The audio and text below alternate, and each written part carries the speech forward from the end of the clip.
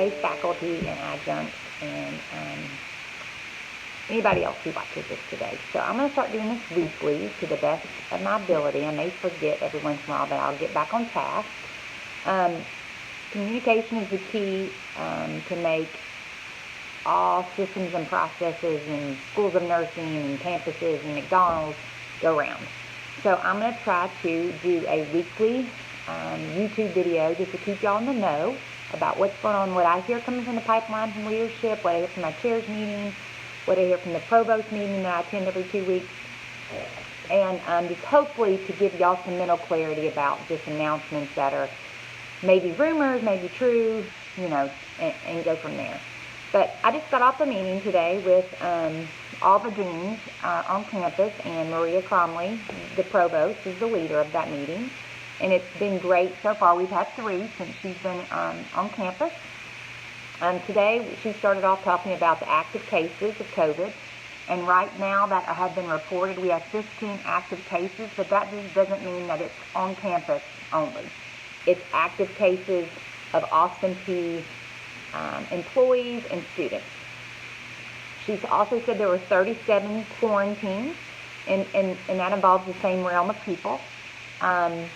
And if you notice when you go online every day, apsu.edu, there's a big yellow link at the top. If you click on that, it should give you all a direct links to how to fill out, where to direct students if they're worried that they're symptomatic. They need to go on that link, and it'll send them to everlywell.com, and they should fill out a Maxient form, and then that will give a buzz to Student Health Services, and then it'll go from there. And also, we as faculty can direct them to the Student Health Services from 9 to 11, Monday through Friday, every day of the week, if they have filled out the form for symptoms only, because they will be turned away otherwise. The turnaround time for COVID testing on campus, I want to say it's about 48 hours. It may be a little less. So far, so good. We get quick results. And then we are working with the health department and Joey Smith, who is the director, and that would in regards to COVID tracing and just data collection overall for our community and for Austin Peay campus. There are QR codes, if you've noticed, in all our rooms and in the hallways of the School of Nursing and on campus and other buildings, there are QR codes. And for those of us that don't know what they are, because sometimes I have to think about really what a QR code is, it's a big square that looks like a bunch of computer jumbling. And so what you can do is take a picture with your phone and your students, and basically it will keep it somehow it publishes data that goes back to our COVID team about where students are, where faculty are, if there's a need to trace. Dr. Cromley said she's going to post directions on how to use these QR codes and exactly what they are for, and if we need to have our students scan them every time they come in a room. So I will get back to you on that. That was brought up in the meeting today, because I said a lot of our faculty, including myself, don't know how to use QR codes very well, and so we need some instructions written down and passed along to all of us. So that's in the works. So if you see those signs in the rooms and in the hallways, that's what that's in regards to. So I'm working on that, and I will get right back to you about that. There have been some issues that have come up regarding Zoom sessions and FERPA. They are working on something to put in our syllabus about recording Zooms and related to FERPA. So keep that in mind. Makes sense, We're trudging through new waters, so all kinds of stuff are going to come up about this. If you have a student that doesn't want to show their face and they're muted, that is totally fine. It's not our job as faculty that I have been told through upper leadership that they have to show their face or become unmuted while watching a Zoom link or being in a live presentation put on by you, the faculty. So please keep that in mind. And they are working on verbiage with that or policies regarding that, because these are all new things that have popped up in our new COVID world. I can't think of anything else right now off the top of my head about those two things specifically related to COVID. I did post a YouTube video that our SNA cabinet just made.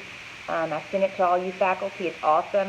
It's not awesome because I'm on there. It's awesome because they made it and the communication that they're getting out there to the students. So kudos to them. They are killing it in PR this semester, and I'm very proud of them. So if you see any of the SNA cabinet, Adeline, I can't even name them all. Noah, who's the vice president.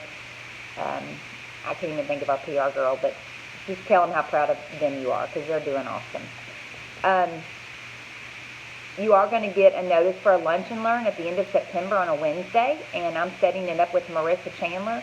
It's about study abroad with nursing students, and we're working on something that could happen next summer or the following spring break. So that's all going to be fun and exciting, and it's going to introduce new faculty and seasoned faculty and how you could take students studying abroad to whatever you think would enhance their learning.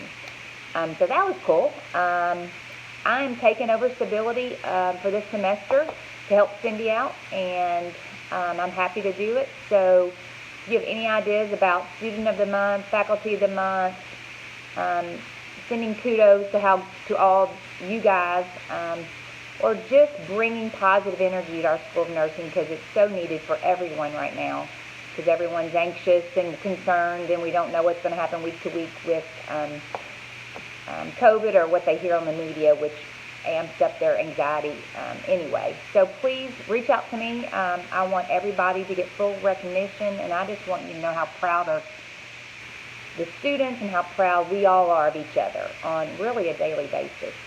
And then I think that's it.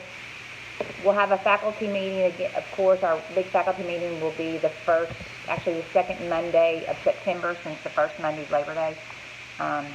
And we will go from there. But I'm going to do another one of these next week and try to answer your questions. I'm not in the office today. My dad is not doing very well. He's sick, and I have a doctor's appointment too in Nashville. But I'm on email working, and